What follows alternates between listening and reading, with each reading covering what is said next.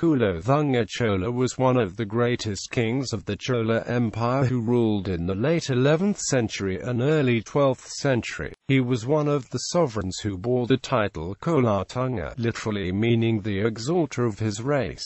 During his early reign he carried out a land survey and settlement as the basis of taxation. His records also testify to the highly organized system of fiscal and local administration. He had diplomatic relations with the North Indian city Kalinga, as also with far-off countries like Cambodia, Srivijaya in China. His court poet was Jayamkonda, who wrote the poem Kalinga Wars to celebrate the military victories of Kulothunga Chola. He was a liberal ruler, as several land grants were given to the members of the Shudra community who were generals and royal officials during his reign. He established Chola overlordship over the Srivijaya province Kedah in Malaysia. Early life. Kulothunga Chola I was the grandson of Emperor Rajendra Chola I.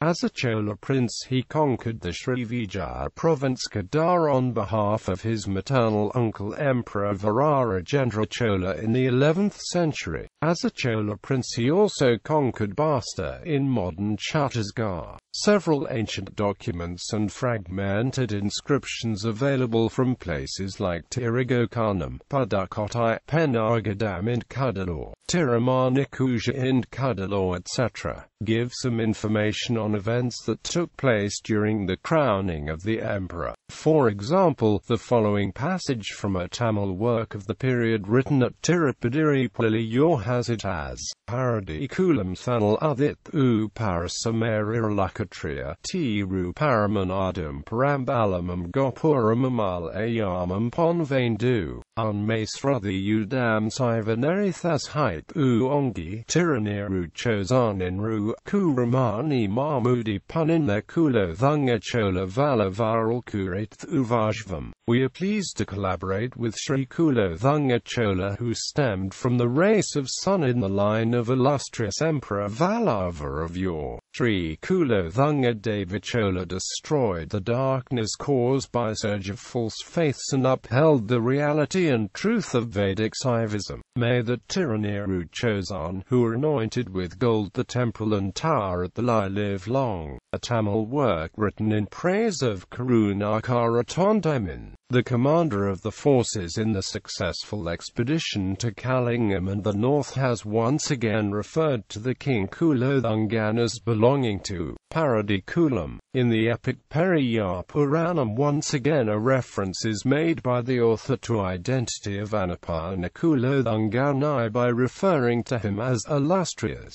one of race of Sibis. The emperor was crowned as per traditional rules at the Lai, going by 3 epigraphs available. The fact that those that undertook the same since times immemorial, the temple priests at Chidambaram, conducted the same only to the Cholas is further evidenced from the following para in Periya Puranam. Malal Naralam Parakaramani Maa Mavuli Punaivathaku the Lai Vaazh Anthanathami Vindaravram Sembrayatham Tholai Needam Kula Sarandhor KK Anri Moody Sutamin Runalkaraki Cheralathan Malinatana Nanuvar, in order that he who conquered the world may not be bereft of a royal crown. He requested the crowning services of the ancient 3,000 servitor priests at Chidambaram. Thereupon the priests refused the same, saying that they are entitled to perform the ceremony only to the most deserving of the ancient clan of Sembrayas. Having said this, they quit the dwelling to reach the hill country of the ancient Tamil Chera king. In addition to these, we see that most of the available documents of Kulothunga Chola I start with the introduction in Sanskrit as Ethad Kulothunga, Kalasya Rajakesari Varmana, The name Raja Kesari denotes a very ancient king of Chola race to which the Cholas belong to. It is under these circumstances he moved into the political vacuum created by the death of Adrajendra and established himself on the Chola throne as Kulothunga Chola I. Once again, it would be good enough to note that during the cameo of crisis in a powerful empire, it would be impossible for anyone with contestable credentials to don the mantle of the head, especially when several of the virtuous and worthy are in the fray. It is also possible that Kulothunga stemmed from King Raja Mahendra Chola, who was in charge of northern Chola borders and who is praised for displaying unparalleled devotion by presenting a gem-set golden image of Sri Ranganatha to the temple at Srirangam. Incidentally, the same ruler is eulogized in many inscriptions as the one who upheld law and dispensed justice. 3 to 4 times as good as ancient Manu. Kulothunga I participated in a few wars by the side of kings like Rajendra Chola, his successors like Rajadaraja, Rajendra II and Virarajendra Chola. For his deeds he had been entrusted with the task of governing those parts of the Chola kingdom like northwest Telugu country and the Basta districts of erstwhile Madhya Pradesh. Succession. He was not a co-regent and bore the title Raja Kesari throughout his reign. He ascended the Chola throne in 1070 CE at a time when the Chola Empire was in a state of anarchy. Kulothunga established himself on the Chola throne, soon overcoming the threats to the Chola Empire, and had a reign characterized by unparalleled success and prosperity. His successes resulted in the well-being of the empire for the next 100 years.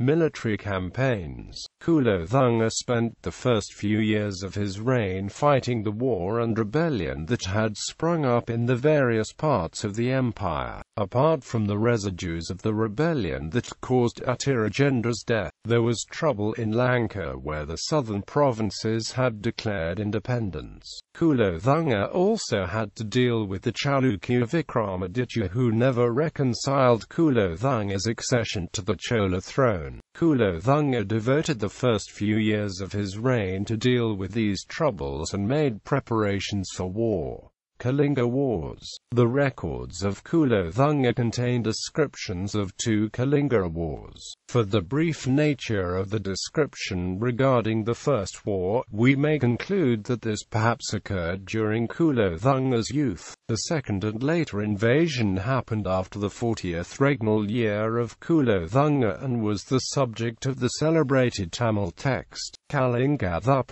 by the poet Jayangonda. The First Kalinga War seems to have been brought about by Kalinga aggression against Vengi. The war resulted in the annexation of the southern part of Kalinga to the Chola kingdom. The second invasion took place about 1110 CE and is described in detail in the records of Kulothunga. The Tamil text Kalinga describes the reason for war as a response to the default of Kalinga in its payment of annual tributes to Kulothunga. The second invasion of Kalinga was led by his general Karunakara Tondiman, who defeated the ruler of the Eastern Ganga dynasty Anantavarman Chodagarma of Orissa, who was related to the Chola family. Anantavarman Chodagarma had to seek safety in flight, and the Chola army returned with vast booty from the Kalinga campaign. War with Chalukya Vikramaditya VI.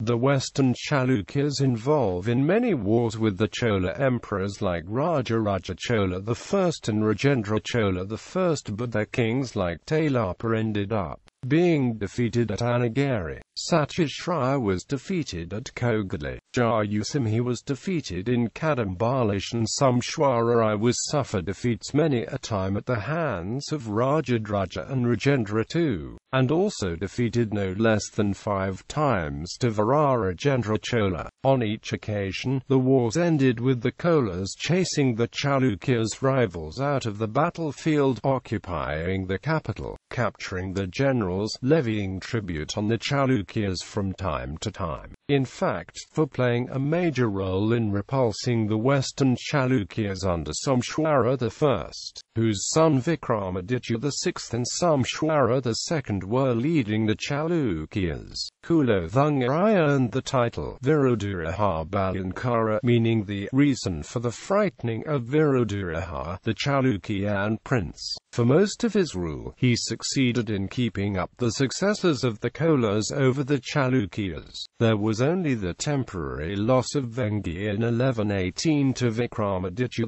VI when Kulothunga I was unwell and recalled his third son Vikrama Chola, a favourite of his, for appointing him as heir to the Chola throne. When Vikrama Chola left for Gangaikonda Kolapuram from Vengi, of which part he was the ruler under Kulothunga I, the Chalukyan armies invaded Vengi, taking advantage of the Cholas being busy with the coronation preparations of Vikrama Chola, and for about 4 years Vengi passed to the Chalukyas. However, Vikrama Chola, after succeeding father Kulothunga I, swiftly consolidated his position, and he too was benefited because by 1125–26 Chalukya Vikramaditya VI himself was old, ailing and close to death. Accordingly, the first enemy to be dealt with was the Western Chalukya Vikramaditya VI, who now found that Kulothunga stood in the way of his ambitions to unite his kingdom with the Vengi kingdom. With Kulothunga's accession to the Chola throne, the two kingdoms had become more closely united than ever before. Vikramaditya therefore led an expedition against Kulothunga in 1075 CE. The war began with Vikramaditya's incursion into the Chola territories and encountered the Chola army at Kola. Vikramaditya was engaged the war with the mighty Chola forces up to the banks of Tungabhadra, and there was heavy fighting and the Chola armies were victorious.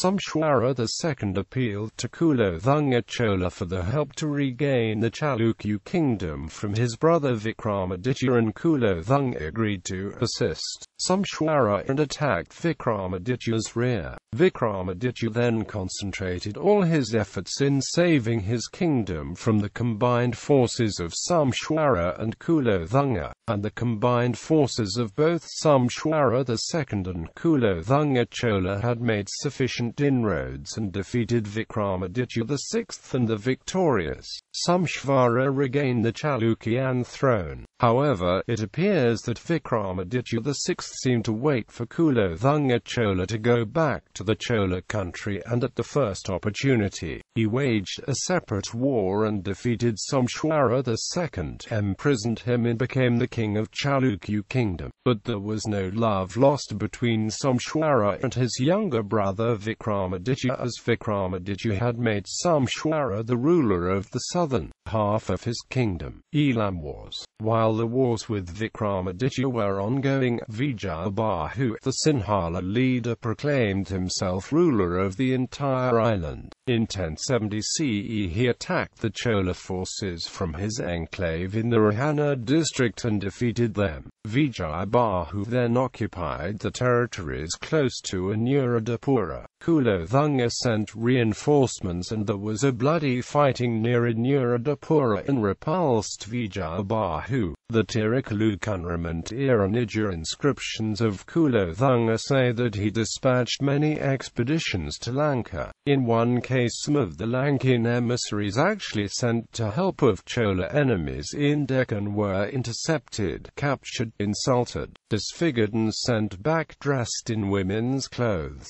This was in retaliation to the attacks of the Lankan king on a ship carrying Indian merchants and looting the property. The Lankans also looted the produce of the farmers from mainland Tamil Nadu, further provoking the Chola monarch. This apart, the inscriptions like the Tiruvalangadu grant of Rajadraja II and Kulothunga III, who claimed to have occupied Maduri, Ilam, Karur, Polonnaru and Kalinga testify well to Chola involvement in Lanka. The Polonnaru I inscription of Vijayabhu is of much later date and does not first of all make any mention of any war or its outcomes. It simply says that Vijayabhu fought many chieftains before consecrating the temple of Buddha's tooth relic in Polonnaru I. It neither mentions the names of the chiefs whom he fought with nor the outcomes. However, this alone cannot be taken as an evidence for the Lankan ruler not having fought Cholas. But since we have the grants of Tiruvalangadu which appears not to have been a forgery, we may safely conclude that the Chola involvement in the region continued till very late in the rule. In fact, the inscriptions of Kulothunga I till the end of his rule around 1124 still call him Madurantaka and Ilamkondan, meaning Lord of Madurai and Ilong I. Pandyan conflicts at the close of his wars with Vikramaditya VI. Kulothunga turned his attention to the south. The Pandya country never reconciled to the Chola overlordship and its rulers were a source of constant trouble for the Chola emperors. Pandya made use of the troubles in the Chola country during the controversial accession of Kulothunga and tried to reassert their independence. Kulothunga could not take this situation lightly, as the loss of the Pandya territories meant a serious threat to the existence of the Chola kingdom itself. As soon the Chalukyan War ended, Kulothunga turned all his energy to the suppression of the revolts in the Pandya and the Kerala territories. The record at the innermost prakaram of ancient Chidambaram temple in Sragdara in Sanskrit says that Pandyan Dandana Jitva Prachura Saramachaha Pancha Panchanana Srihi Punya Safyadris Runj Tribhuvana Vijaya Stambam Ambo the Thirdagdvakorgara Durgam Trunami Vasayata Kandavam Pandu Sunuhu Pishtva Tath Keralanam Balam Athibalam Kulothunga Chola Chakrihi Sakra Pratatapa Tribhavana Vijaya Stumba Mambo Dipaya Chamich Maparale Chakram Savidam Akaroth, which translates to King Kulothungan vanquished the extremely dense army of Cheras and Pandyas and also burned down the Korkai fort, the same way as son of Pandu burnt Kandava forest. Quote, the inscription also informs us of the war in Karnataka and Kulothunga's subsequent placing of victory pillar in Safyadri hills. Kulothunga's inscription at the Sriranganathaswamy temple in Srirangam says that King Narayan had been happy to appropriate from the vanquished Pandyas the magnificent pearl fisheries at Tiruvananthapuram and also militarily occupy the Potiyal hills where the great seer Agastya was blessed with the knowledge of language of Tamil by Lord Sivan. These records illustrate that during Kulothunga's time the Cholas had crushed the rebellions of Pandyans and were in complete control of the south. The smaller laden grant of Kulothunga as well as his Suchindram temple inscription testify this. Vengi. While Kulothunga was busy in Lanka, the Vengi kingdom was raided by Yakshakanara, the ruler of Tripura. However, this was merely a raid in search of booty rather than an invasion for territorial gains. Vijayaditya, the Vengi king, soon repulsed these intruders. Kulothunga left the administration of Vengi with Vijayaditya. After Vijayaditya died, Kulothunga took over the administration of Vengi under direct Chola rule and appointed his son Rajaraja Mamudi Chola viceroy of the province in 1076 CE. He, however, did not enjoy the rigors of the viceroyalty and relinquished his position the next year. His younger brother, Virachoda, was then chosen as viceroy until 1084 CE. Virachoda was succeeded by another son of Kulothunga, Rajaraja Chodagama, ruled between 1084 and 1089 as the Vengi viceroy. He was then succeeded by Vikrama Chola as the viceroy. Overseas contacts. Kulothunga Chola I promoted trade as he abolished tolls. The renaming of the famous harbour of Visakhapatnam in Andhra Pradesh's Kulothunga Chola also indicates his interest in trade with foreign countries on the opposite side of the Bay of Bengal. Kulothunga sent an embassy to China in 1077 CE. This embassy was a trading venture and seems to have ended profitably for the Cholas. The Cholas returned with over 81,000 strings of copper cash and many more valuables. The Khmer king Suryavarman II sent a mission to the Chola dynasty and presented a precious stone to Kulothunga Chola I in 1114 CE. There is also evidence to suggest that Kulothunga in his youth was in Srivijaya restoring order and maintaining Chola influence in that area. While there is little evidence of the political power of the Cholas having extended to the Malay archipelago, trade relations and cultural contacts established during the reigns of Rajaraja Chola and Rajendra Chola I seem to have been actively maintained by Kulothunga and his successors. It seemed that even during these times, the Cholas would successfully pursue diplomacy with the Far East by having trade relations and cultural contacts.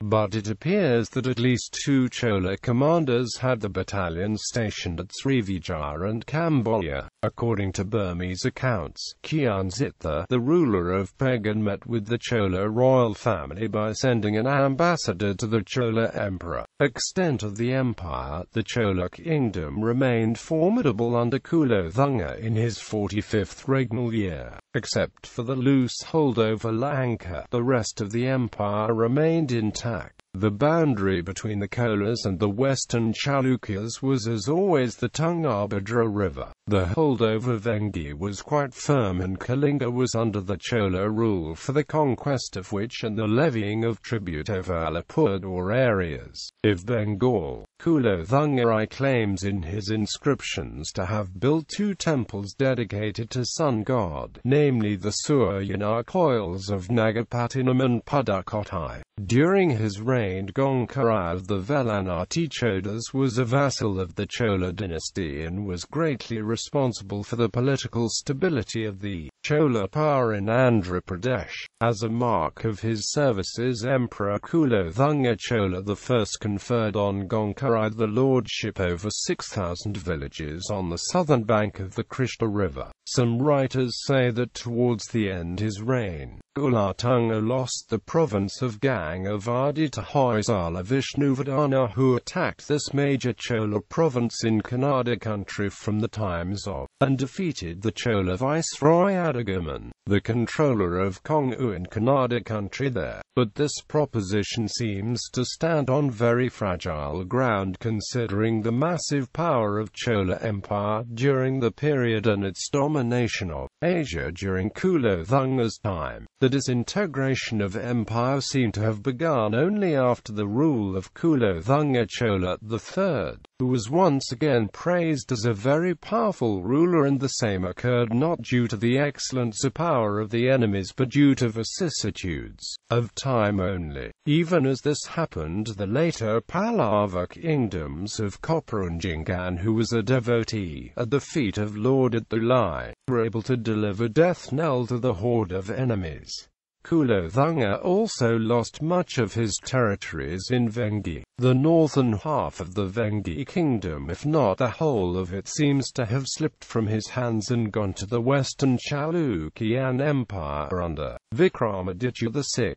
Encouraged by the successes of Hoysala, Vikramaditya invaded Vengi in 1118 CE. The aging Kulothunga summoned the viceroy of Vengi, Vikrama Chola, and installed him as heir apparent to the Chola throne. Lacking any meaningful leadership in Vengi, it soon fell to Vikramaditya and remained in his hands until his death in 1126 CE. However, overall for the Cholas the loss of Vengi was a purely temporary one, for they would regain Vengi under Vikrama Chola, with him routing the Chalukyas. In 1124–25 and Vengi would remain in the Chola fold till rule of Kulothunga III. As regards Gangavadi, Kannada records themselves speak of the Hoysalas under Vishnuvardhana suffering losses after his conquest of Gangavadi and Nolambavadi in Kannada country, which brought him into direct conflict both with the Cholas as well as the western Chalukyas under Vikramaditya